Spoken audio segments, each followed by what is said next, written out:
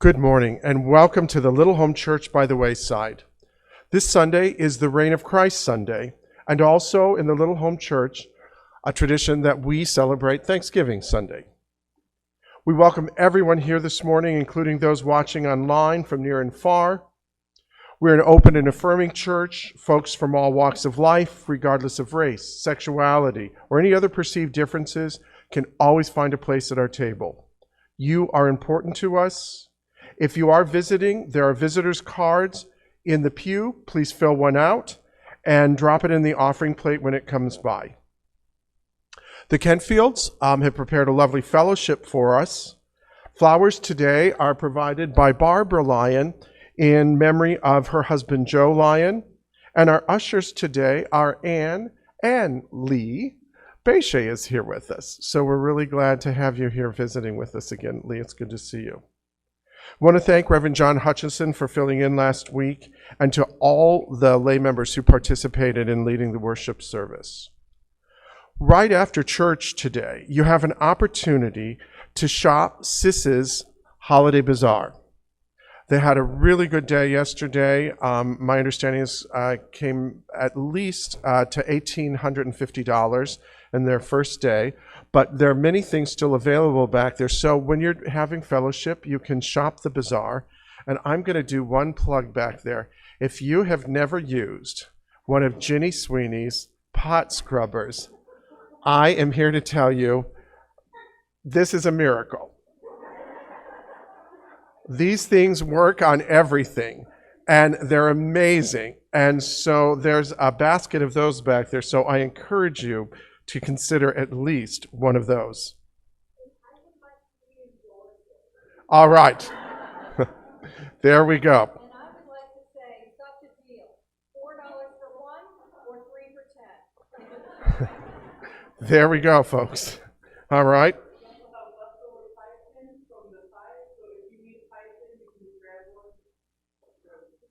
All right. Church Council meets on Monday night at 7 o'clock. We are still collecting pledge cards. We had a great beginning to our pledge drive, but we're not finished with it. So if anyone needs a pledge card, raise your hand right now. The ushers have them, and they'll get them around to you. So we'd like to certainly generally wrap that up by the end of the year, but the sooner the better. Don't make us come looking for you. Pete, do you want to add anything, or?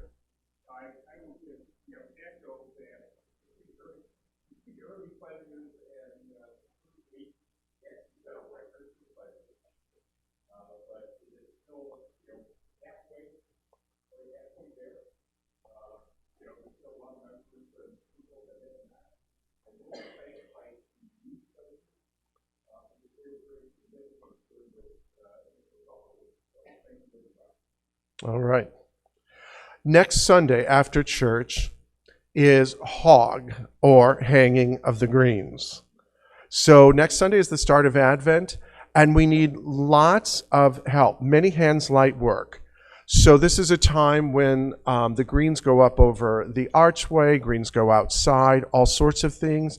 I think generally we have had somebody take a little table for the kids to keep them occupied while their parents are helping do that sort of thing. So think about that.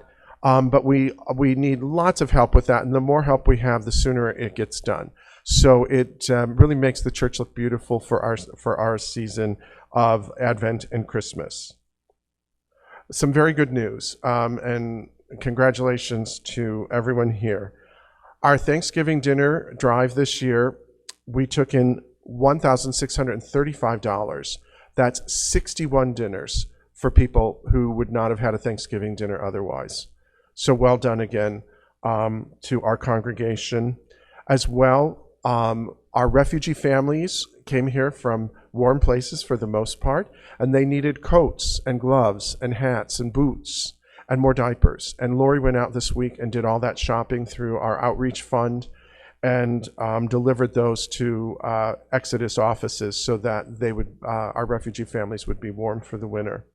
We're still collecting items for our college care packets, which we'd like to get out before final exams this semester.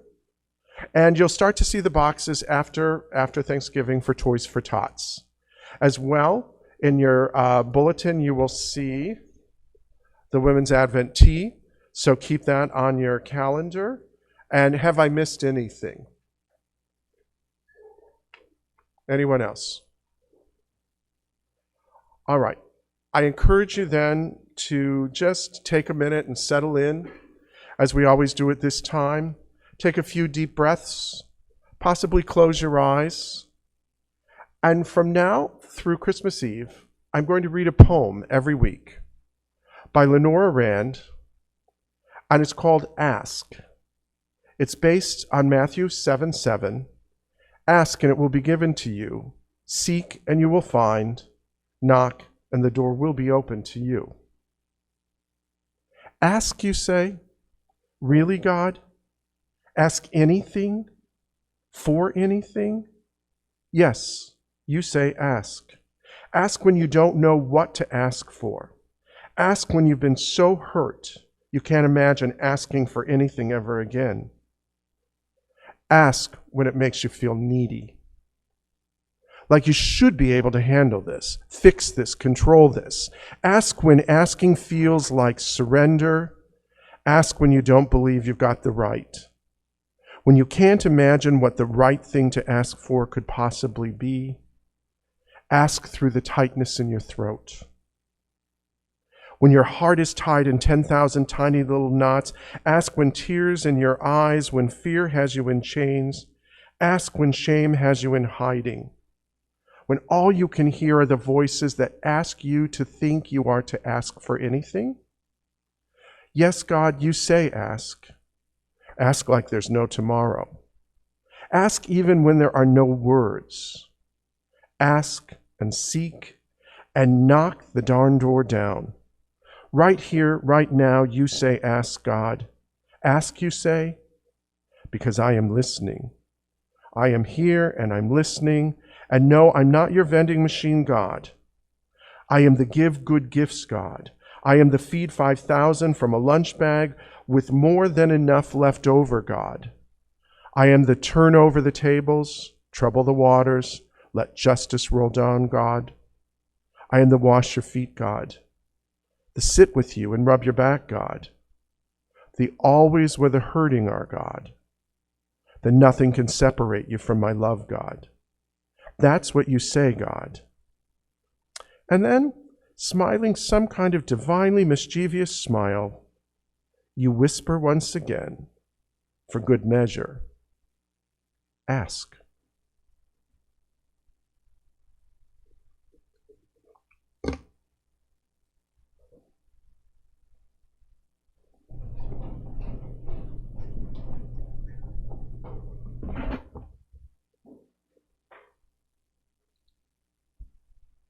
Good morning, everyone. Please stand and join me in the call to worship. God is our refuge and strength, a very present help in trouble. We gather to celebrate another day that God has kept us. Therefore, we will not fear, though the earth should change. We gather to bear witness to all that God has done for us. Come, behold the works of God. We gather to worship our God who loves and protects us.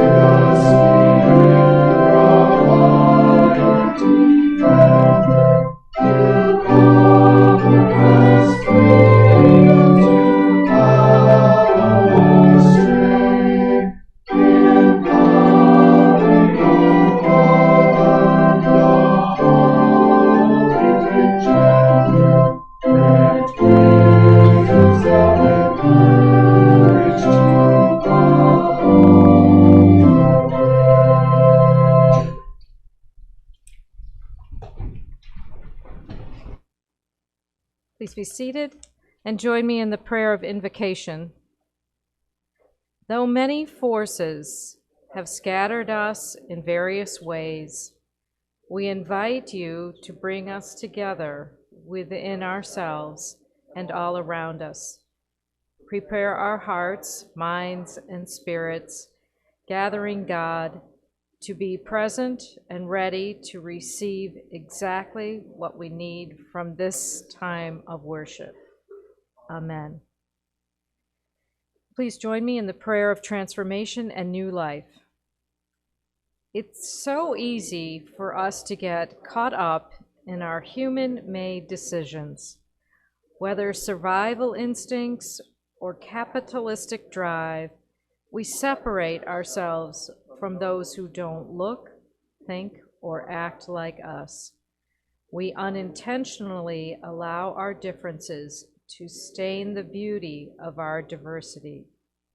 Our many different households, family structures, belief systems, and various identities become tools of divisiveness rather than gifts of the divine. Amen.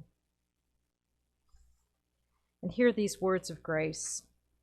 Even when we cling to the things that unnecessarily separate us, God unscatters us.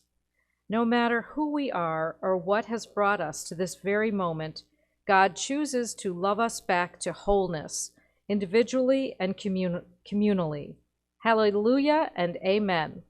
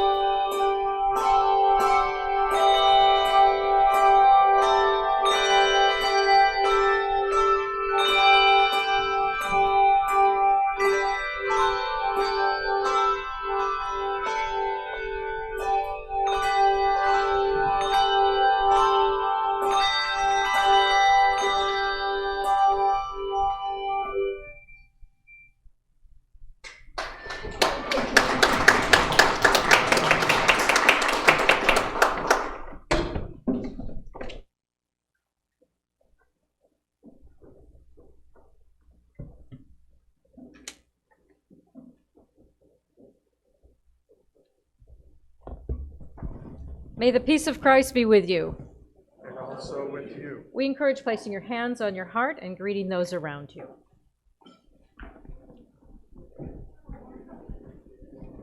Peace, you guys. That was beautiful, beautiful.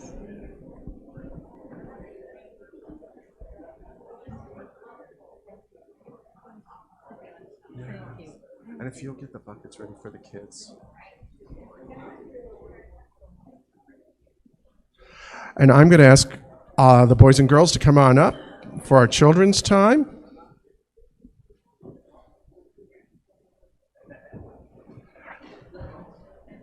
So, first thing you're going to do today is this is the Sunday that we collect for the neighborhood food pantry. And so we're going to ask you to take the buckets and go down the aisles. And somebody want to go with Pierce? Helena, will you go with Pierce? And Elise, you'll cover the other side? So I'm happy to report, has been reporting this morning, great job on dinners for Thanksgiving, for 61 Thanksgiving dinners, etc. Susie just wrote a check for our 21st ton of food.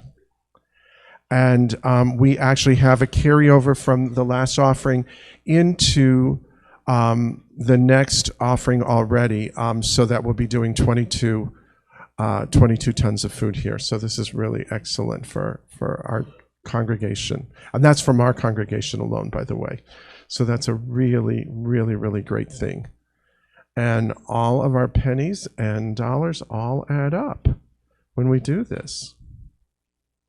Okay. Yeah. So Pat Wheaton, we can give those to Mrs. Shelton, and she'll take care of them now. And Susie just said, when I'm assuming it was Pat Wheaton, when she picked it up, she was just again blown away by what our little church does to help the food pantry down at Resurrection, and we're grateful for being part of that with them, and that they have the facility to host the food pantry as well. All right, so what's going to happen this week?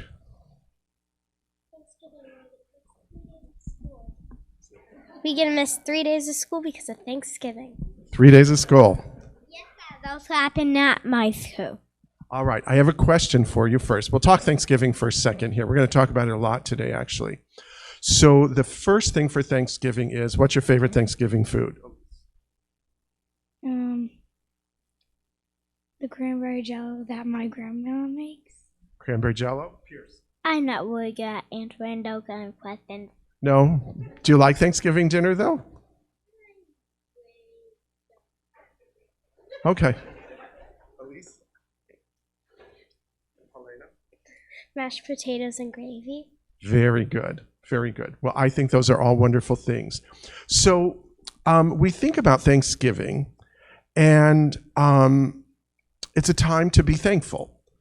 And so I'm going to ask you to tell me, I'm going to put you on the spot, and then the adults have to do it actually a little bit later.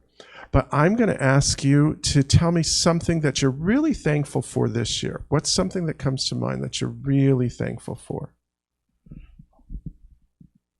I can't really think of it. Keep thinking. Somebody got something right off the top of their head? Meadow, my cat. Meadow, your cat. Our pets are so important to us, aren't they? My dog. Your dog. What's your dog's name? Ellie. Ellie, your dog. Yes. Pets are really wonderful things in our lives and our families. They sort of give us all the love, and we can talk to them and tell them anything, right? Anything come to mind, Elise? You know, you read my mind, because I was going to try to feed you something. So say it again. My soccer team. Yes, I know that you're very active in soccer. So your soccer team, that's a great sport, and that's a wonderful way to have friends and meet friends and things. That's really, really, really important. So we have a lot to be thankful for. I'm going to ask Mr. Brolick to come up at this time. And I think he has some props for us. And in the midst of being thankful for what we have, we realize that we can also share. Do you guys know what an Advent calendar is? Yeah? It's kind of nice because you open a door and usually there's something there for you, right? Well, will you take it over from here? You're doing fine. So I suspect that it's fair to say that probably 100% of the people here have participated in the Advent calendars, the traditional Advent calendars as Larry just described it, where we, each day of Advent, we open up a little box, a little trap door, and we get a little gift of some type. Could be a little chocolate or something. Well, this year, Christian Ed and Outreach are doing a joint Advent project that was originally focused for the families with children, however, it's being opened up to everyone. And the idea is during Advent, each day of Advent, you actually give a gift back into a box that we can supply you with, you can supply yourself. The idea is to fill the box with food items that will be donated to the Resurrection Food Pantry at the end of Advent. We're going to provide a list, an idea of each day of Advent of what you can contribute to the box. They are requesting not Costco-size packaging, okay? Something reasonable. This is almost too big compared to what we used to do, but still small traditional box of food items. And let's see. So we will supply next week. There will be a number of these boxes pre-wrapped for you, but you can do one of your own.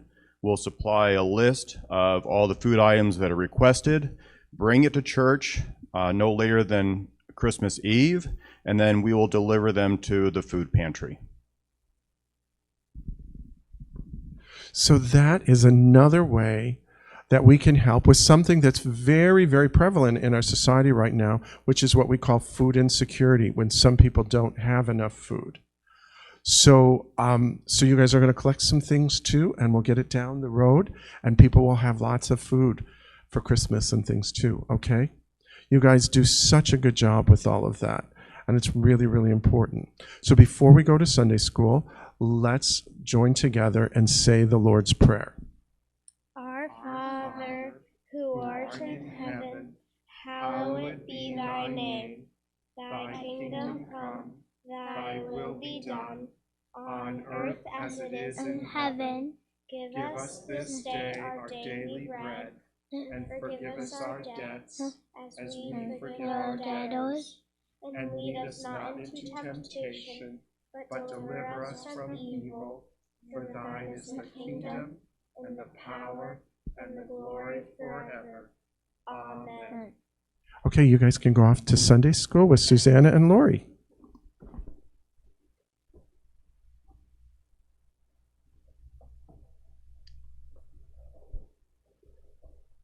So as we continue the Lord's Prayer here with our own pastoral prayers, I have a couple joys and concerns to share, and then we'll ask if there are anybody else who will have them. I'm going to start with some good news, a joy. And on Wednesday, I got a text and a picture from Jamie and Kelsey Casey. They have welcomed their first child, a baby boy, Callaway McDermott Casey, who is 6 pounds, 14 ounces, born to them on Wednesday. So Callaway McDermott Casey, they introduced as our newest member of our church. So we are happy for both of those moms and for Callaway as well. On a sad note, Lori and I received texts late Friday night, and that we don't really have any details, and we have reached out but haven't heard back. A text came from Pat Bartelt, a longtime member of our church. Her son, John, was killed by a drunk driver, and there was already a celebration of life, which makes me think that it had happened previously in the week or sooner. But we want to keep Pat and as well her entire family in our prayers. Ron, after we announced last Sunday in church that he came home, Ron had a fall that Sunday afternoon. He still is home after a brief stay at the hospital again. He's still dealing with some infections, and I'd encourage everybody to reach out. Maybe they could use some help with some dinners and things like that in this week. So please keep them in our prayers. Janice Christensen moved from CDH over to Marion Joy, recovering from surgery, and she's in rehab from a tumor that was operated on. Andrea's doing better, and she was elected president of Dunham Woods Riding Club on Wednesday night, so we're happy for that. Ruth is back at Delnor Glen, which is also good news. Our young Carly is still struggling, as she will be for a while, but they're looking for some answers with some things. She just had a spinal tap to see where she's at with her cancer. We want to remember folks in Ukraine. And if you didn't see the news this morning, we certainly want to remember all of the families. In Colorado Springs, there was a mass shooting this morning, actually last night, in a nightclub called Club Q, and that was in Colorado Springs. There were 5 people who were killed and 18 injured. So we want to keep that community in our prayers as well. Are there any other requests this morning? Nancy up here, and we've got some mics coming. Our choir always brings us great music. Unfortunately, I've been told last week some of them got COVID. So I'm wishing a speedy recovery to all of our choir members with COVID and anyone else with COVID or the flu. It sure seems to be coming around again. Yes, we want a cantata.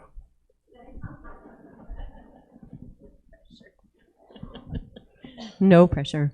Yeah, I forgot last week when I was mentioning people in the prayer requests to think of the choir. That was kind of a big oversight. I also missed something. Through the joy of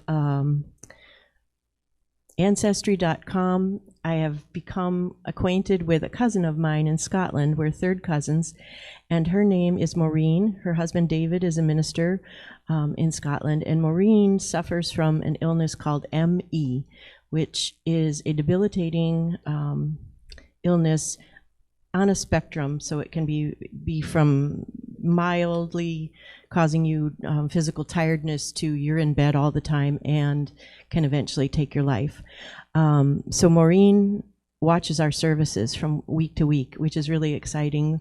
We communicate back and forth about it, and she really loves our church. She loves Larry's sermons. But so I would ask prayers for Maureen, who has ME, but she is also in a group of people who suffer with ME, and she has asked for prayers for a girl in Holland, a young girl, 16, named Lottie, who is really, really suffering. May not be long for this world, and so she asked that we remember Lottie. But I've read more about ME, and that's something that we should, become more familiar with, because it's associated also with long COVID, and we'll know more about it as we go along. So the joy is that I've met my cousin Maureen. The prayer request is for those suffering from ME. Thanks. Anyone else? Judy? I have 2 requests. One is less personal, but I feel so very sorry for Brittany Griner. Brittany Griner, who has become the hostage for this country in Russia, and I pray that somehow she will be allowed to come home. The second is more personal. My daughter-in-law's breast cancer surgery did not go as well as it could have, and so I continue to pray hard that whatever treatments they decide are appropriate are very successful. And what is her name? Yvonne. I'll actually add that my sister had a great follow-up breast cancer results, my sister Mary. And then my brother Michael is having a PET scan subsequent to his throat cancer. So the test is tomorrow. So I would ask you to pray for both of my siblings and pray they're both doing well. Thanks.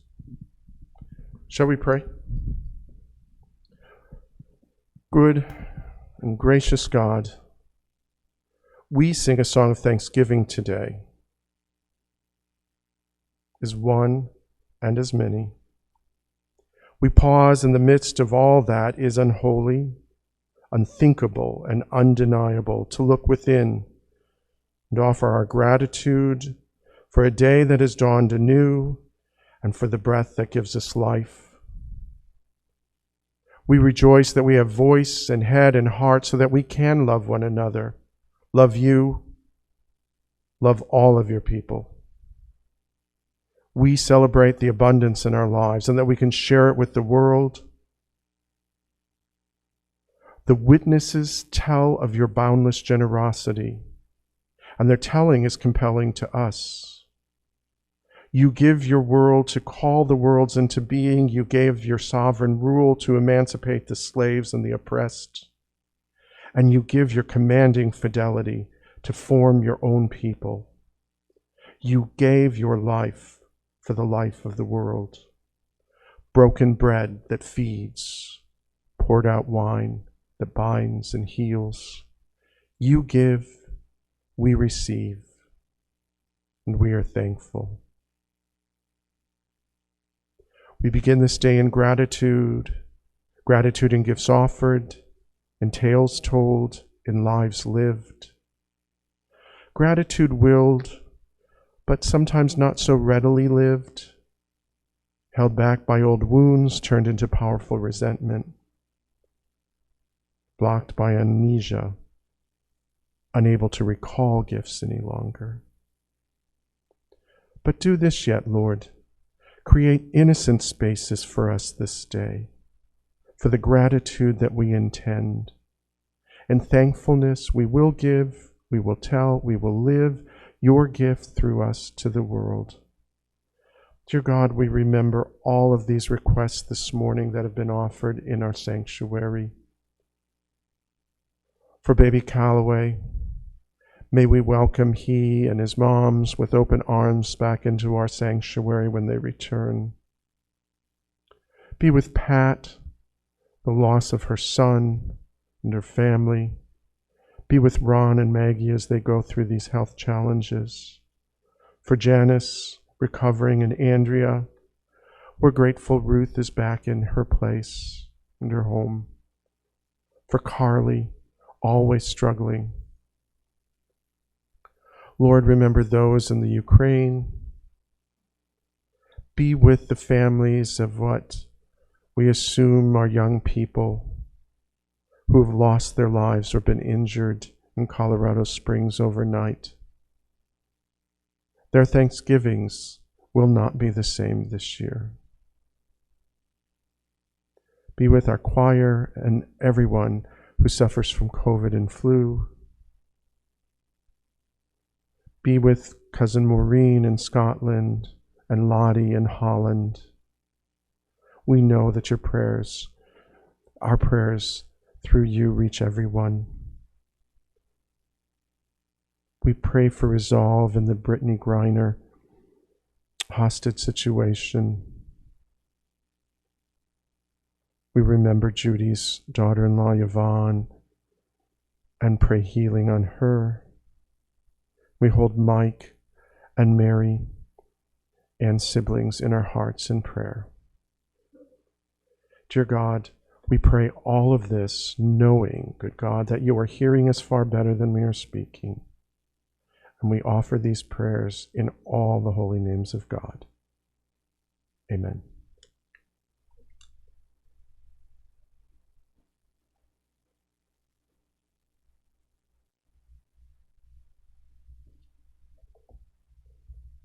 The scripture reading comes from Jeremiah chapter 23, verses 1 through 6.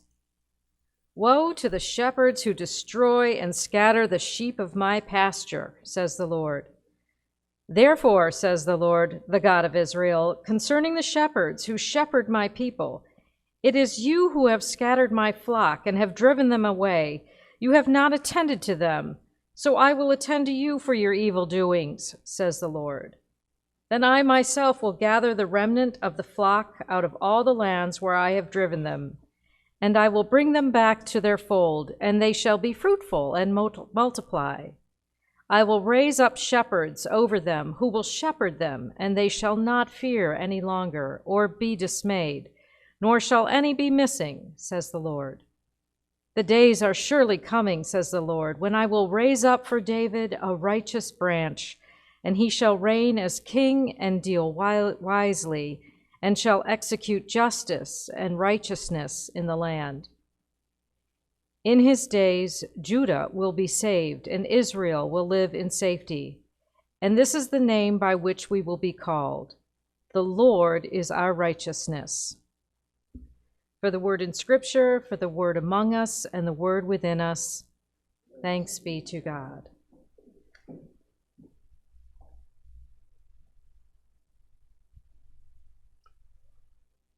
This week is Christ the King Sunday, or the Reign of Christ Sunday.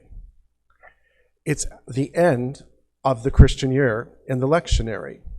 So we are wrapping up year C. They're years A, B, and C. And during those years, we always have an Old Testament lesson, a New Testament lesson, something from the epistle, and some of the Psalms.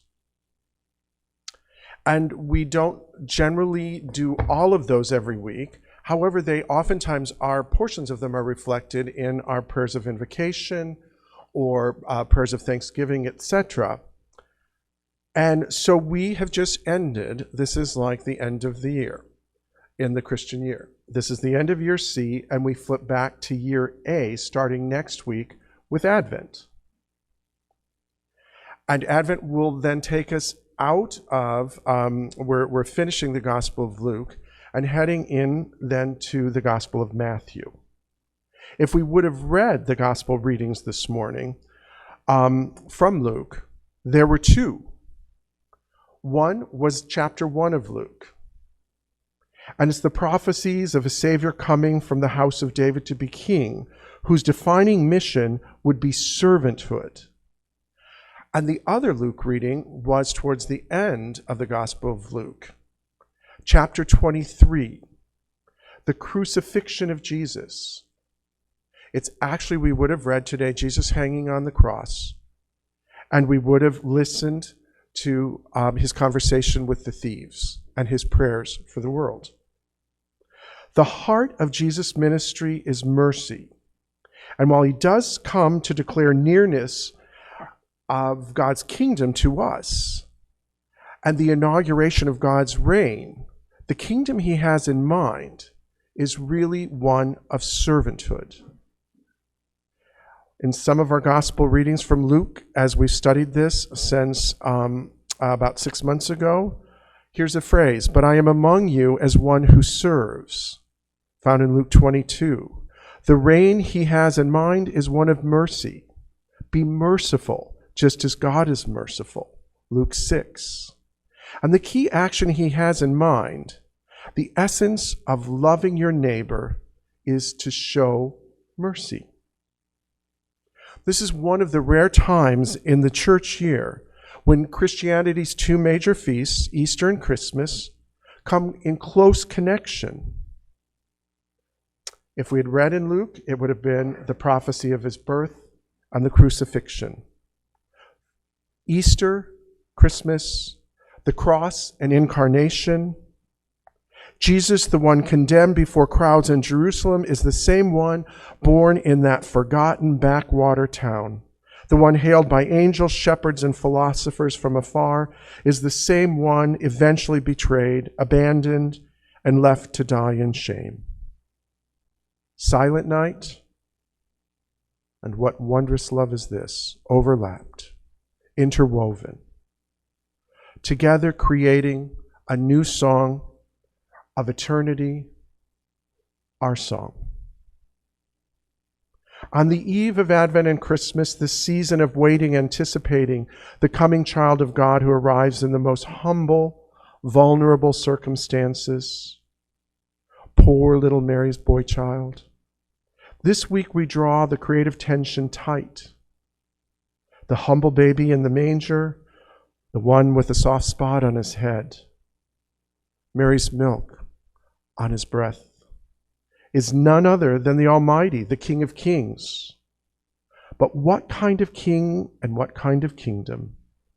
In our studies of Luke over these past 6 months, we have heard Jesus make references to sheep and shepherds, just as we heard Jane read today in the Old Testament from Jeremiah. referring to the shepherd, and some shepherds who aren't so good. Now, sheep bite, they wonder, they're agitated, and while they may be easier than most animals to domesticate, the image of sheep as only docile, gentle, and easily led may cause us to underestimate the hard work required of the shepherd. And let's not forget there are wolves out there. The role of the shepherd is not as easy as it is often portrayed. And as a church, we're so often portrayed as a shepherd and the sheep and the flock. In Jeremiah's prophecies concerning the kings and false prophets of Judah, we learn that the primary purpose of the monarchy is to do justice and care for the needy. The primary purpose of the prophets is to deliver the word of the Lord. In Jeremiah's view from today's scripture, the kings and the prophets of his day are not fulfilling their purposes. They serve only themselves and therefore lead the people of Judah away from God.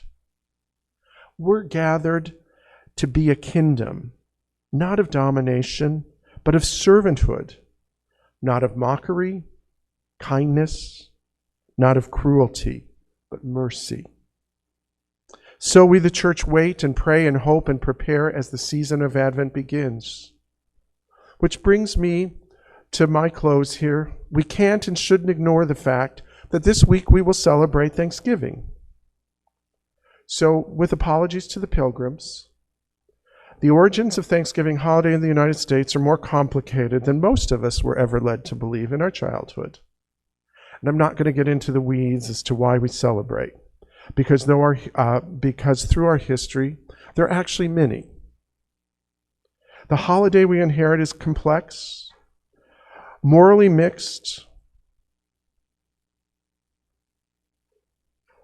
There are different kinds of gratitudes in this holiday. Some were grateful for a good harvest, some for safe passage, some for colonial conquest, and some for military victory. All of which sharpens the question, how will you celebrate Thanksgiving this week? Remembering the history of immigration and cross-cultural connection and conflict, we may give thanks for the dazzling diversity of the land, including and especially including Native American communities. Giving thanks in this way, our gratitude can spur us to reach out and work together to create a more just and equitable world. Likewise, remembering the holidays' links to war, we may give thanks for times of peace and efforts at peacemaking in our hearts, our homes, our neighborhoods, and between nations.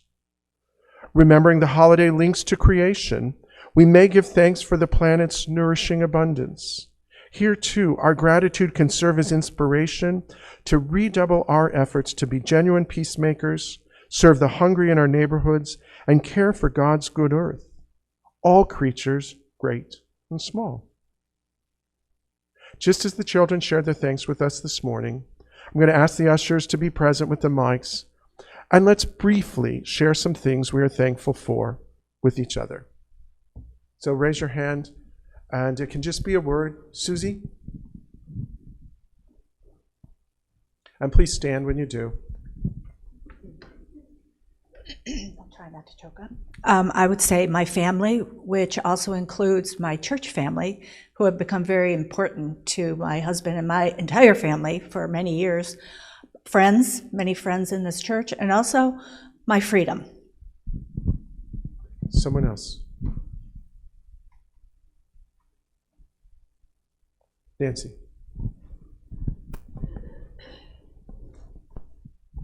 This does not compare with that, but we're living in our ranch, so the chances of going up and down stairs have been minimized.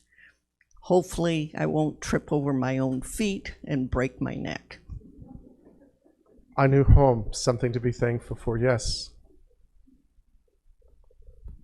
I'm grateful that my parents are still alive and that they'll celebrate another Thanksgiving together. Yes. With the rest of us. Anyone else? Well, I'm grateful that I have two healthy siblings after having had cancer scares, and thankful that I'm spending Thanksgiving with my daughter.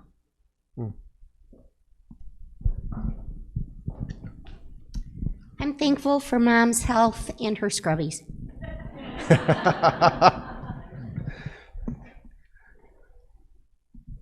I'm thankful for the generosity and creativity of everyone at the church here, and it was a joy to witness firsthand. I'm here. I'm thankful for that my husband is still working, and I'm thankful to have this church that still feels like home. So good to see you, Nancy. Anyone else?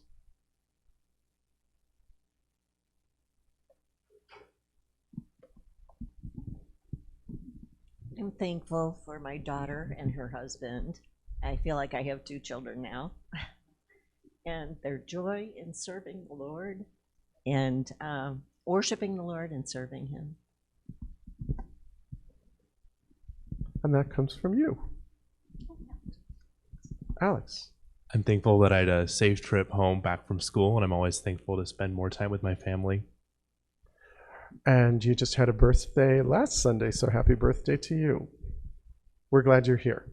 And we're glad Lane is here in the back today, too. Good to have college students home. Anybody else? That was good. That was good. In the end, we're pilgrims all. Start a new pilgrimage of gratitude and thanks, and let this year's Thanksgiving be not just a day of gratitude, but a springboard into a new life of gratitude. That most human and humanizings of gestures, the most graceful of all social graces, gratitude, be part of your lives. Happy Thanksgiving. Amen.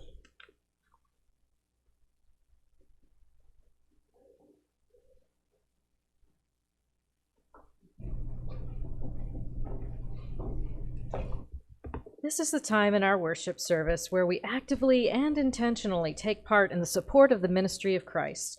If you are a member of Little Home Church, we encourage you to continue your pledges and financial support. And if you are visiting with us today, we welcome your gifts as well. You may donate by cash, check, Venmo, PayPal. The QR codes for Venmo and PayPal are listed in the bulletin for your convenience. For those of you who may be watching this on YouTube later this week, the information is on the screen at the close of the service. Just as God spoke to those in Jeremiah's day, we're faced with an opportunity to participate in God's restorative action in the world. Where others have scattered, God is gathering. Let us be empowered to share our gifts fruitfully and allow God to multiply them for the good of all. And please join me in the offertory prayer. We're grateful for your invitation to move and give faithfully and abundantly, God. We ask that you would extend your blessings over these gifts that we now offer so that they can be multiplied in service to you and the missions of this congregation. May it be so.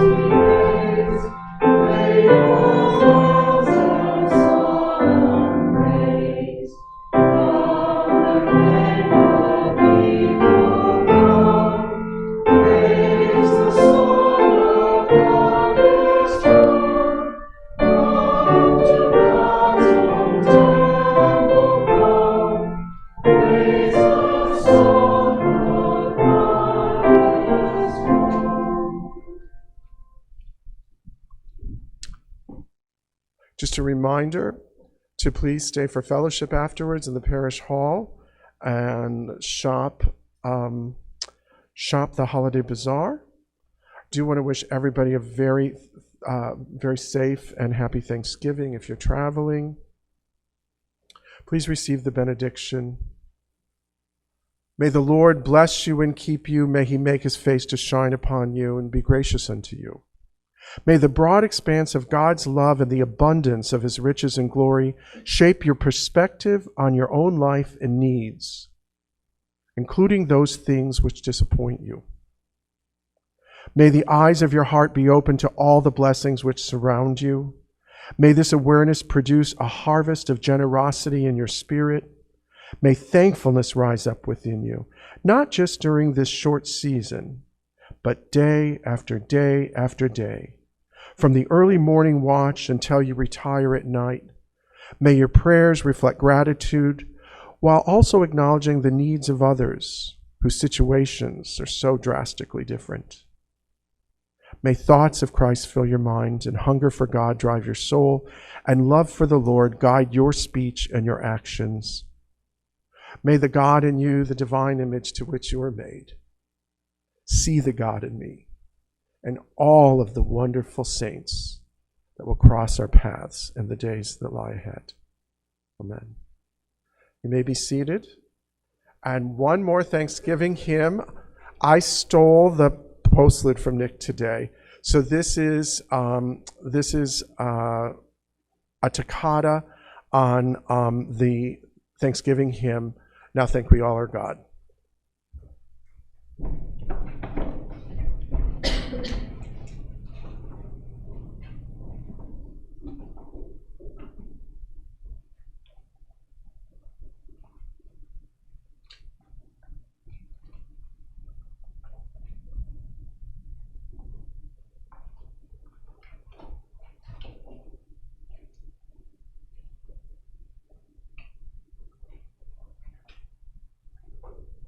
I want to be Nick doesn't even put the lights on.